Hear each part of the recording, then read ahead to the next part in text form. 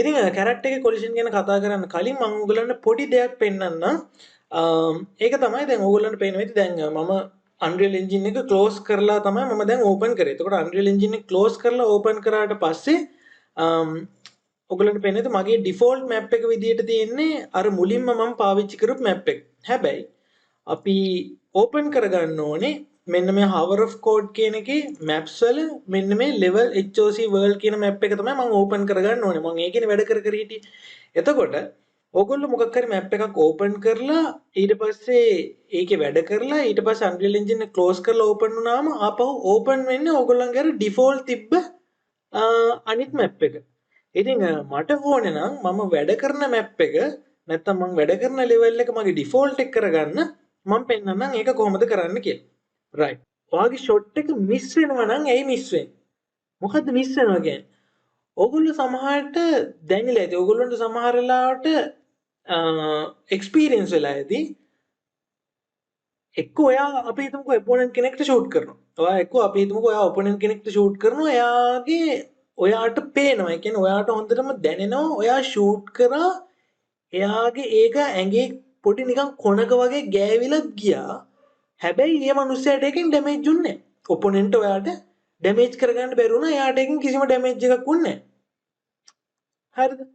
එහෙම නැත්නම් සමහර වෙලාවට ඔයාට දැනෙනවා ඒක ඔයාගේ පැත්තට ආවා. බුලට් එක ඔයාගේ පැත්තට ආවා. හැබැයි එයා ෂූට් කරපින්නේ මට ඩැමේජ් එකක් උන්නේ නැහැ. නැත්නම් ඔයාට ඩැමේජ් එකක් උන්නේ නැහැ කියලා ඔයාට දැනෙන්න පුළුවන්. ඉතින් මේක වෙන්නේ මොකද? ඔයගොල්ලන්ට පේනවා ඇති මෙන්න මේ විදිහට වින්ඩෝ එකක් ඕපන් වෙනවා. මේකෙදි මෙන්න මේ ඔයගොල්ලන්ට බලා ගන්න පුළුවන් වෙන්නේ මෙන්න මේ බ්ලූප්‍රින්ට් කියලා මේගොල්ලන්ගේ කෝඩ් එක. එතකොට මේ කැරක්ටර් එකට දීලා තියෙන කෝඩ් එක මෙයාගේ මූවමන්ට්ස් වලට ඔයගොල්ලන්ට පේන game pad input, movement input, players death මේ විදිහට ස්ප්‍රින්ට් එකට ඊට පස්සේ මේ වගේ ජම්ප් බූස්ට්. එතකොට මේ වගේ එක ඔප්ෂන්ස් මේගොල්ලෝ කෝඩ් කරලා තියෙනවා. ඔයගොල්ලන්ට පේනවා ඇති. ඉතින් මේක ටිකක් ආස හිතෙනවා. මොකද සාමාන්‍යයෙන් අර හાર્ඩ් කෝඩ් කරනවට වඩා මේ වගේ විෂුවල් ස්ක්‍රිප්ටිං එකක් තමයි මේ Unreal Engine එකේ තියෙන්නේ. ඉතින් මේ විදිහට බ්ලූප්‍රින්ට් එකක් ඕපන් කරාට පස්සේ උඩ මේ විදිහට ටැබ්ස් තුනක් ඔයගොල්ලන්ට දකින්න හම්බ වෙනවා. අපි ඉන්නේ මේ ඉවෙන්ට් graph එකේ. ඉවෙන්ට් graph එකේ තමයි අපි බ්ලූප්‍රින්ට් එක ඇත්තටම නැත්නම් අපි කෝඩ් එක ඉම්ප්ලිමන්ට් කරන්නේ. මේක තියෙනවා viewport එක කියලා. මෙන්න මේ viewport එකේ තමයි අපේ character එක ඉන්නේ. plan view එක. right. එතකොට plan view එක ඒ වගේම තමයි right view එක, back view එක. ඒ කියන්නේ cameras තව තුනක් අර blender වගේ 3D softwares වල වගේ ඔයගොල්ලන්ට මෙන්න මේ විදිහට viewport එකේ තව shots 3-4ක් බලන්න පුළුවන්. මෙතනදී ඔයගොල්ලන්ට පුළුවන් මේගොල්ලන්ගේ gap එක කොහොමද තියෙන්නේ කියලා. මොකද සමහරට perspective view එකෙන් බලද්දී ඔයගොල්ලන්ට පොඩ්ඩක් ඒක clear නැති වෙන්න පුළුවන්. ඉතින් මේ විදිහට බලලා ඊපස්සේ මට පුළුවන් මේක play test එකක් දාලා බලන්න.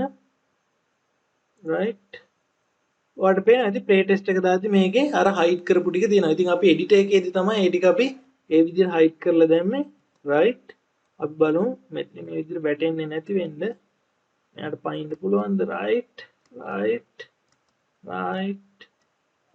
එතනදී අපි වැටුණා. right. ඉතින් ඔන්න ඔය විදිහට තමයි අපේ ගේම් එක තියෙන්නේ. එහෙම වැටෙනවා නම් එතනින් මැරෙන්න වෙනවා. right. එතකොට එයා එතනින් මැරෙන්න ඕනේ.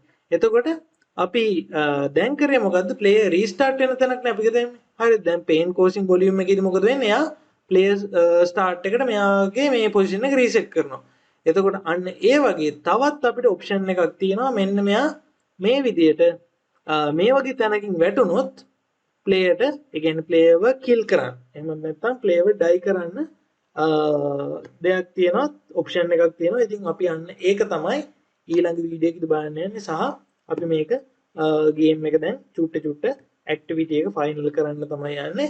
ඉතින් අපි ඊළඟ වීඩියෝ එකේ බලමු කොහොමද මෙන්න මේ වගේ තැනකින් වැටුනොත් දේවල් handle කරන්නේ එහෙම කියලා. ඉතින් අපි එහෙනම් ඊළඟ වීඩියෝ එකෙන් හම්බ වෙමු.